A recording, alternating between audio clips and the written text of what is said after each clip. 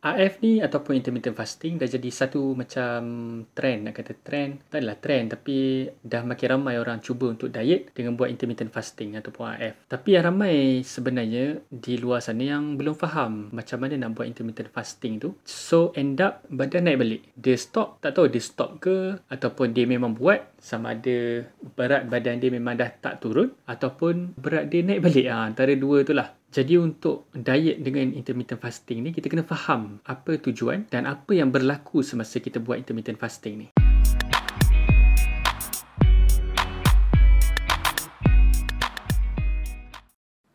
Assalamualaikum warahmatullahi wabarakatuh. Selamat datang ke channel Makan Makan Kurus, channel di mana saya akan berkongsi kepada anda tips-tips untuk menurunkan berat badan hanya dengan makan. Makan-makan kurus, makan-makan kurus. Okay, IF ni kita kena faham. IF bukanlah satu diet, bukan diet mengurangkan makan dan juga bukan diet mengurangkan kalori makan. Yang tu nombor satu, kena faham. IF ni adalah satu kaedah untuk menyusun semula waktu makan kita. Sebab makan 5-6 kali sehari tu, dia tak normal tau. Orang yang normal tak makan sampai sebanyak tu hari-hari. Kan macam saya dululah. Saya dulu hari-hari sentiasa lapar je, asyik lapar je kan. Itulah masalah. Satu kesusahan kalau nak berdiet, kalau nak kurus pada masa tu. Jadi anda kena faham dulu, nak kurus, kita kena settlekan masalah rintangan insulin. Dan IF ni boleh kasih settle masalah rintangan insulin tu. Sebab punca kepada kegemukan adalah rintangan insulin. Rintangan insulin itulah yang menyebabkan kita sentiasa nak makan banyak. Tapi kalau anda belum faham apa itu rintangan insulin, saya cadangkan anda tonton dulu video saya mengenai punca nombor 1 kegemukan. Saya sharekan sekali dekat ruangan description kat bawah. Jadi IF ni kita boleh menyelesaikan masalah rintangan insulin. Dan satu lagi anda kena faham, IF ni boleh memberi satu tenaga alternatif kepada badan kita. Nak tahu macam mana, anda kena tonton video ni sampai habis. Macam mana cara diet intermittent fasting ni? Okey. Intermittent fasting ni dia ada dua jenis. Yang pertama ni adalah dry fasting ataupun dipanggil juga sebagai Islamic fasting. Yang keduanya adalah wet fasting. Kepada yang biasa, kepada yang rasa ada orang dia mudah disiplin kalau buat puasa secara Islam tu kan. Maknanya kita tahan lapar daripada lepas subuh tu sampailah kepada maghrib. Kalau anda rasa anda boleh disiplin dengan cara berpuasa macam tu, teruskan. Buatlah 2-3 kali seminggu ke ataupun buat je setiap hari Isnin dan juga hari Khamis. Dia kena sentiasa buat. Janganlah buat seminggu lepas tu 2 hari lepas tu dah stop. Memang tak turun lah berat badan tu. Okay. Maknanya kalau rasa-rasa paling mudah nak disiplin puasa ni, kena buat puasa kering, kena buat puasa Islam, teruskan cara tu, tak ada masalah. Kepada yang tak biasa buat IF ni, macam saya dululah, selain daripada bulan puasa, saya susah nak berpuasa ni. Walaupun saya tahu puasa ni boleh menurunkan berat badan, tapi kalau bulan lain tu susah pasal sentiasa craving. So saya tak boleh. Saat-saat yang bahagia dalam hidup saya hari-hari adalah waktu makan. Okay, kalau pergi kerja kan, waktu tengah hari tu adalah waktu yang ditunggu pasal masa tu lunch break. Sebab boleh makan, jadi masa tu lah masa paling peak happy setiap hari. Masa tu boleh makan. Jadi waktu makan tu saya akan cari makanan dan saya akan cari Deslo Ice untuk saya makan. Tapi makan 2-3 jam lapar balik. Pukul 4 cari lagi roti 90 sen. Itulah kehidupan saya dulu. Maknanya makan ni sangat happy lah bagi saya lah kan. So bagi anda pun, kalau ada perasaan ni, saya faham perasaan tu. Jadi masalah kita nak kawal diet ni, nak kontrol kan, kita susah nak kawal makan tu. Kalau kita tak biasa buat puasa pada bulan lain tu, puasa kering, kita buat puasa basah. Puasa basah ni kita boleh minum tapi tak boleh makan.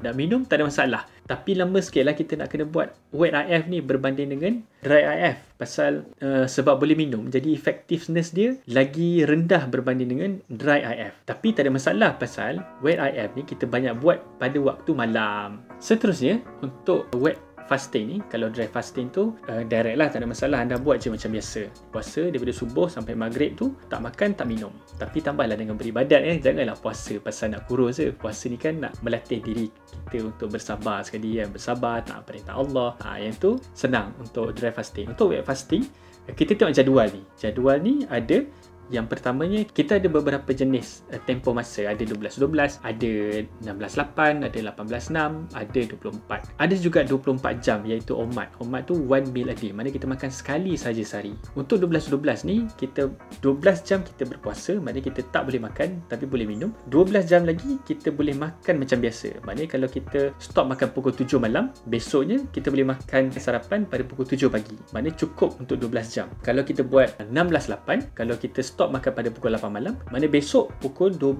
tengah hari baru kita makan. Breakfast jangan makan. Breakfast minum air je. Okay? Minum air cukup. Tapi air kena ingat tanpa kalori, tanpa gula. Air kosong ataupun teh O kosong, kopi O kosong ataupun air lemon. Madu pun jangan tahu sebab madu ada kalori. Madu tu sehat tapi dia ada kalori. Kalau kita makan waktu berpuasa, dia akan mengganggu juga waktu puasa kita. Kalau nak manis juga, pemanis yang dibenarkan hanyalah stevia sahaja. Jadi jangan takut untuk skip breakfast. Tak ada masalah. Yang kata skip breakfast tu bahaya untuk kesihatan tu hanyalah mitos sahaja. Jangan percaya. Saya dah buat dah. Saya sentiasa lunch masa nak menguruskan badan ni. Saya dah jarang breakfast. Tapi kalau anda nak juga breakfast, kalau kata tak boleh lah, saya nak kena breakfast juga setiap pagi dah biasa kan, tak ada masalah. Anda berhenti makan pukul 4 petang. 4 petang berhenti makan. Pagi besoknya cukup 16 jam. Anda breakfast macam biasa pada pukul 8 pagi. Janji anda kena completekan. Anda kena habiskan puasa itu dalam masa 16 jam. Tak ada masalah. Itulah antara waktu-waktu yang kita boleh puasa. Kita boleh puasa lama lagi. Kalau 24 jam tu sekali sehari makan, tak ada masalah. Ada orang buat sampai 36 jam, ada buat sampai 3 hari. Tapi itu dah ada banyak. Maknanya manfaat kesihatan untuk benda lain. Untuk kita yang nak menurunkan berat badan ni, cukuplah sahaja kita buat 16-8 ataupun sampai 16-8 sampailah OMAD. Cukup kan? Jangan stres-stres. Kita tak nak drastically turun sebulan sampai 10 kilo. Tak. Kita buat slow-slow je. Sebulan dalam 3 kilo, 2 kilo. Cukuplah. Kalau sebulan turun berat badan 3 kilogram, setahun dah dapat 36 gram. Tak banyak itu kan? Banyak lah tu. Tapi dalam masa yang sama, kita tak berbelanja lebih untuk hidup kita kan. Kalau kita kurus dengan cepat, kita nak kena beli baju baru lagi. Jadi benda tu semua kos tau kan. Kita kena pandai. Kita kena jimatkan kos kehidupan kita ni. Kita buat je lambat-lambat. Janji konsisten. Janji kita makan sedap. Tak adalah makan sampai nak kena makan dalam pinggan apa tu? Pinggan hospital. Nak kena bagi nasi, sayur, lauk. Memang tak sedap kan? Makan je lah makan dalam pinggan biasa. Siapa ada pinggan korel, makan je dalam pinggan korel tu kan. Letak semua lauk kat dalam tu, letak nasi kat dalam tu, makan sekali kan. Janganlah asing-asing lauk tu. Memang kalau saya tak ada selera nak tengok pakai pinggan hospital kan. Kita makan macam biasa je, tak ada masalah. Jadi kita mulakan IF kita ni daripada 12-12. Lepas tu kita buat lebih lama slow-slow kan. Seminggu 12-12, lepas tu 14-10, lepas tu barulah 16-8. Yang 16-8 ni amalkan lama, banyak hari kan. Jangan buat seminggu je kan. Buat berminggu-minggu lah sampai kita dapat berat badan kita yang ideal tu. Okey, macam mana cara intermittent fasting ni memberikan badan kita tenaga? Yang ni yang paling best pasal intermittent fasting. Dia bukan sahaja menurunkan paras insulin, bukan sahaja menyelesaikan masalah rintangan insulin, dia boleh menukarkan sel dalam badan kita ni menjadi tenaga. Dan sel yang ditukarkan menjadi tenaga tu adalah sel lemak. Jadi ni yang best kalau kita buat intermittent fasting. Sel-sel bila cukup tempoh, bila kita buat intermittent fasting, cukup tempoh, contohnya 16-8 tu kan. 16-8 yang paling minimum lah kalau nak membakar lemak. Sampai satu masa, contohlah dalam masa 14 jam kita puasa, jam ke-14 tu baru start proses pembakaran lemak. Maknanya 14, 15, 16, ada 2 jam. Mana dalam masa 2 jam lemak dalam badan kita ni dibakar dan ditukarkan menjadi tenaga. So kalau kita buat lebih lama, 18 jam ke 20 jam ke, maka lebih banyaklah proses pembakaran lemak berlaku dalam badan kita. Sebab bila cukup satu tempoh masa, badan kita akan sense, kita tak dapat tenaga lah daripada sumber makanan. Badan kita tak makan, tak ada makanan dari luar masuk. Jadi apa yang badan kita ni buat kan, Tuhan dah jadikan macam tu, dia akan cari juga sumber-sumber lain yang boleh ditukarkan menjadi tenaga. Dan sel yang ditukarkan menjadi tenaga itu adalah sel lemak. Jadi inilah cara pembakaran lemak yang sebenarnya. Bukan semasa kita bersenam, bukan dengan cara kita mengurangkan kalori makanan. Pembakaran lemak berlaku bila kita berpuasa. Bila kita berpuasa, sekali lagi saya ulang, lemak-lemak dalam badan kita ni dia akan bertukar menjadi tenaga. Dan proses tu dipanggil proses ketosis. Anda anda boleh Google apa itu ketosis, anda akan jumpa secara lebih saintifik lah. Saya taklah cerita secara detail kan. Cukuplah anda faham proses ketosis ni adalah proses pembakaran lemak. Anda boleh try seminggu, 2 minggu anda dah boleh rasa dah berat badan anda berkurangan dengan cara intermittent fasting ni. Kalau anda buat dry fasting pula, jam ke-8 pembakaran lemak mula berlaku. Contohnya stop makan pukul 6 kan, mana pukul 2 lepas Zohor tu pembakaran lemak mula berlaku. Jadi pukul 2 sampai pukul 7, 7.30 tu, mana dah 5 jam, 5 jam setengah, masa itulah pembakaran lemak berlaku. Dan dia lebih efektif berbanding dengan wet fasting pasal kita tak makan dan tak minum langsung. Sebab itulah saya teringat bila bulan puasa dulu saya boleh turun berat badan dengan banyaknya pasal lebih lama pembakaran lemak tu berlaku. Nampak tak sekarang ni? Lagi lama anda berpuasa, lagi banyaklah proses pembakaran lemak. Tapi kena ingat, puasa sahaja tak boleh membantu. Okey, anda kena ingat kita punya misi nak mengawal selera makanan kita, nak mengurangkan masalah rintangan insulin untuk mengawal selera makan kita. Jadi anda kena sertakan IF ni dengan LCHF diet, low carbohydrate high fat diet, ataupun kita dah duduk kat Malaysia ni, kita amalkan diet Melayu, diet yang mana kita makan banyak lemak dan kita kurangkan karbohidrat dalam pemakanan seharian kita.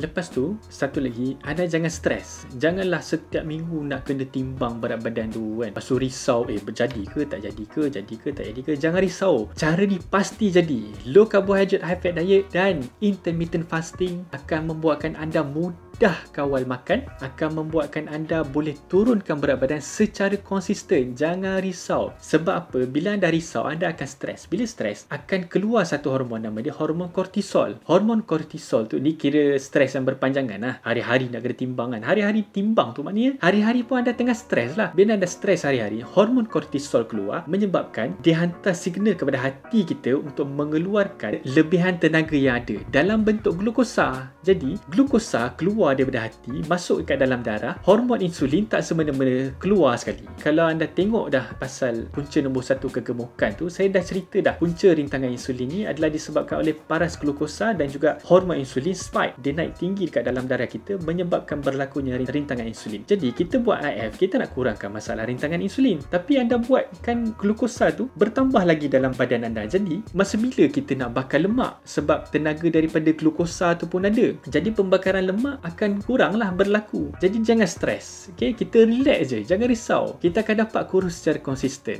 Dan yang last sekali, jangan berhenti buat. Buat seminggu, 2 minggu tak jadi dah berhenti. Tak. Anda kena faham. Setiap badan manusia ni Tuhan dah jadikan berbeza-beza. Ada orang yang berkesan cepat, ada orang yang berkesan lambat. Macam saya, berkesan dekat saya cepat, tapi bila dah lama berat saya dah nak sampai dah ideal weight tu, dia macam slow down. Kita buat macam biasa tu dah tak boleh. Jadi kita kena tukar tempoh masa kita. Mungkin kita buat hari Isnin puasa kering, hari Selasa kita buat 24 wet fasting, hari Rabu kita buat 16 jam puasa, hari Khamis kita buat dry fasting balik, hari Jumaat kita buat wet fasting balik, buat 18-6. Jadi kita kena tukar-tukar. Dan bila anda dah buat lama, anda akan rasa benda ni berlaku. Anda akan tahu, okey, berat dah tak turun banyak dah ni. Kita tukar waktu dan kita rasa, dah berlaku balik penurunan balik. Jadi kita akan tahu benda-benda tu tak ada masalah. Sebab tu pentingnya ilmu. Sebab tu pentingnya anda tahu pasal intermittent fasting dan juga low carbohydrate high fat diet ni untuk memudahkan anda menurunkan berat badan, untuk memahami dengan lebih power pasal penurunan berat badan.